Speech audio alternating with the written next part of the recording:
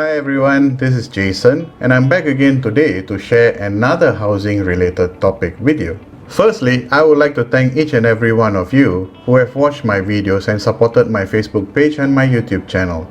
I have received some questions from homeowners as well, and one of the most frequently asked questions was that what to do if I am already 55 years old, my retirement account is set up, and I still have an outstanding loan with HDB. Last year I had a client with the exact same scenario. Now let me share with you what I had proposed to my client back then. Mr. Chris was referred to me by an existing client of mine sometime in the middle of last year. Now Chris was already 55 years old. He had his retirement account set up for him and he had a HDB with an outstanding loan of about $70,000. As he has already turned 55 years old, his retirement account was already set up for him and he had also reserved about $30,000 in his ordinary account, and he's going to use this amount to pay for his monthly loan installments. He had also received a letter from CPF informing him that his valuation limit for his current house is going to be reached in about 4 years' time, and from that point on he could no longer use his CPF to pay for his house and he would have to service the loan using cash. So Chris wanted to know if I was able to sell his flat for him and buy for him a resale flat without any loan.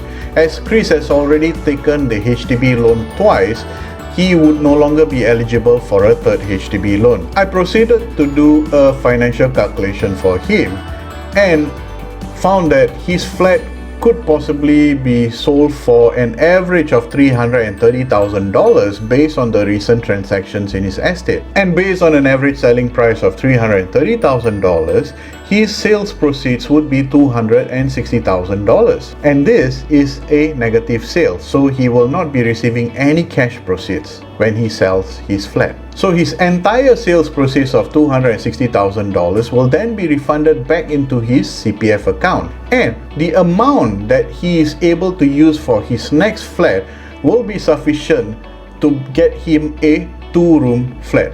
But by doing this, it will also use up almost all of his CPF savings after setting aside the required basic retirement sum. So I advise Chris, rather than buying a 2-room resale flat, why not book a 2-room BTO flat? And this way he could fully pay up for the BTO flat and he will still have excess CPF savings on top of his basic retirement sum. Now this excess amount could be withdrawn by him if he chooses to, or he could continue to leave it in his CPF savings and earn interest. So then he proceeded to book a 2-room flat with full furnishings.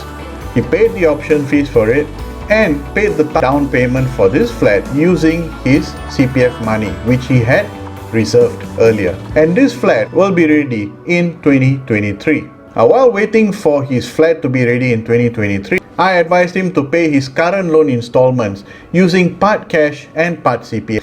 So why use part cash and part CPF to pay for his current loan when he has to sell this flat once his new flat is ready in 3 years' time? The reason is that the amount of CPF he had set aside was just enough to cover his monthly loan installments.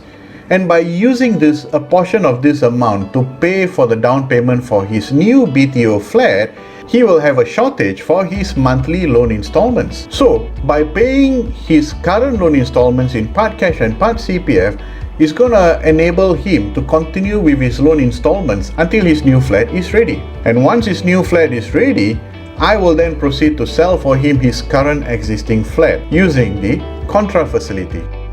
Now, what has worked for this client may not work for everyone. Do remember that when you use your CPF to pay for your housing, there is a limit on the amount of CPF that you could use to pay for your housing.